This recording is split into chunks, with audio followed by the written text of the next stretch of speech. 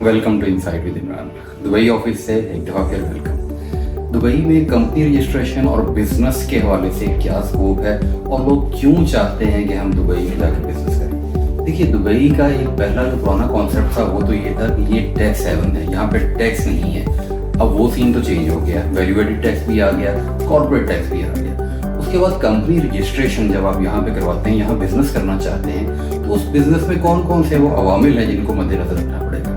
सबसे पहले समझने वाली चीज़ ये है कि दुबई में कोई भी कारोबार प्रॉपर रजिस्ट्रेशन के बगैर नहीं हो सकता। आपको सबसे पहले प्रॉपर अपनी कंपनी को रजिस्टर्ड करवाना पड़ेगा। कंपनी रजिस्ट्रेशन की फीसेज हैं जो कि वेरी करती हैं, 10-11 हज़ार दिरहम से लेके 20-22-25 हज़ार दिरहम तक जाती है। फिर इसके अंदर जोन हैं, आप कंपनी कहाँ रजिस्टर्ड करवाना चाहते हैं, फ्री जोन में जाना चाहते हैं या मेन लैंड में जाना चाहते हैं। फ्री जोन में आप लोकल सेल्स नहीं कर पाएंगे। अगर आप यहाँ से किसी और मुल्क में काम करना चाहते हैं तो उसके लिए तो आप फ्री जोन में जा सकते हैं, लेकिन अगर आप फ्री जोन में रहते हुए लोकल काम करना चाहेंगे तो वो मुश्किल होगा आपके लिए। उसके लिए आपको मेन लैंड में ही कंपनी रजिस्टर करवानी पड़ेगी। अब कंपनी रजिस्ट्रेशन के साथ और क्या क्या चीज़ें हैं, इसके अलावा कुछ और रजिस्ट्रेशन हैं। अवेलेबिलिटी ऑफ नेम आप लेते हैं, उसकी फीसें हैं, मुख्तलिफ किस्म की फ़ी है। फिर जो टेक्निकल जो लोग आपका काम करेंगे, जो आपको कंपनी फॉर्म करके देंगे, उनके भी चार्जेस हैं। जैसे हम लोग अगर कंपनी फॉर्म करते हैं तो अपने सर्विस चार्जेस भी लेंगे।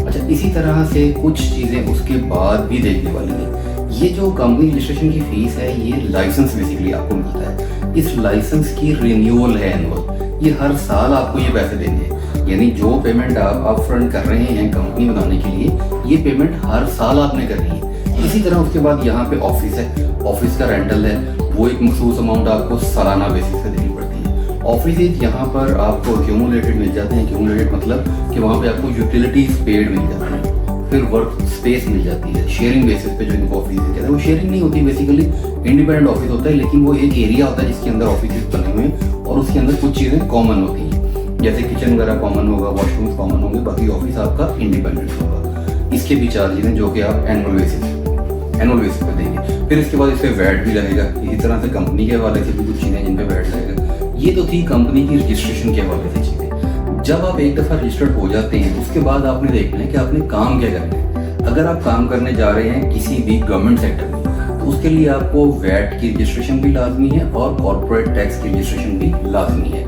यहाँ पे कुछ सेगमेंट्स हैं जिनके ऊपर टैक्स नहीं है, लेकिन बहुत सारे सेगमेंट्स हैं जिनके ऊपर प्रॉपर टैक्स है, जो कि वैल्यू एडेड टैक्स की फॉर्म में भी आप देना होगा आपको, और कॉर्पोरेट टैक्स की शक्ल में इनकम टैक्स की फॉर्म में भी देना पड़ेगा। अच्छा, यहाँ पर एक चीज़ और बड़ी अहम है, वो ये है कि जब तक आपका एक मखसूस अमाउंट का टर्नओवर नहीं हो जाता, आप ये रजिस्ट्रेशन करवा भी नहीं सकते।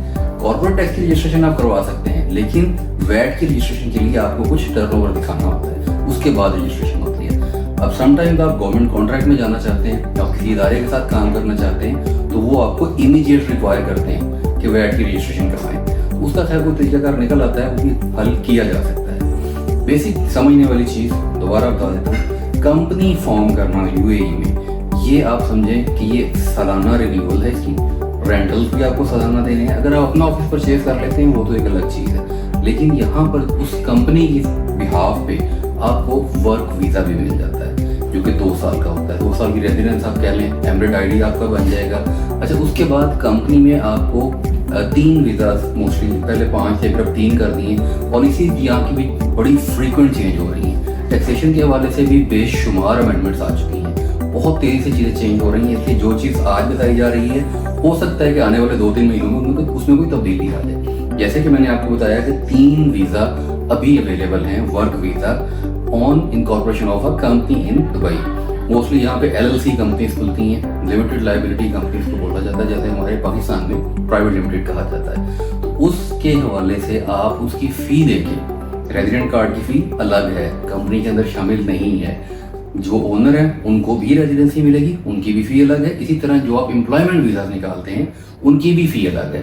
उसके लिए आप 2-3 लोगों को एज अ एम्प्लॉय अपनी कंपनी में ला सकते हैं ऑन रेजिडेंट वीज़ा, जिसकी टर्म 2 साल के लिए होती है। जो गोल्डन वीज़ा लोग अक्सर आजकल सुनते हैं, गोल्डन वीज़ा क्या है? Golden visa basically on specific investment in real estate आपको गोल्डन वीज़ा अलाउ किया जाता है, या बिजनेसेस में भी कुछ बड़े कामों की शक्ल में आपको अवेलेबल होता है। बाकी कस्टम्स का काम सेम है जिस तरह से पाकिस्तान में होता है। आप क्लियरिंग में जाते हैं, कस्टम्स क्लियरिंग में जाते हैं, इंपोर्ट करते हैं, री एक्सपोर्ट करते हैं, या एक्सपोर्ट यहाँ से बैठ के करते हैं, लोकल कोई चीज़ असेंबल करते हैं, वो सारी की सारी अलग चीज़ें हैं। तो ये मुख्तसर सा तारुफ था यूएई में कंपनी फॉर्मेशन के हवाले से।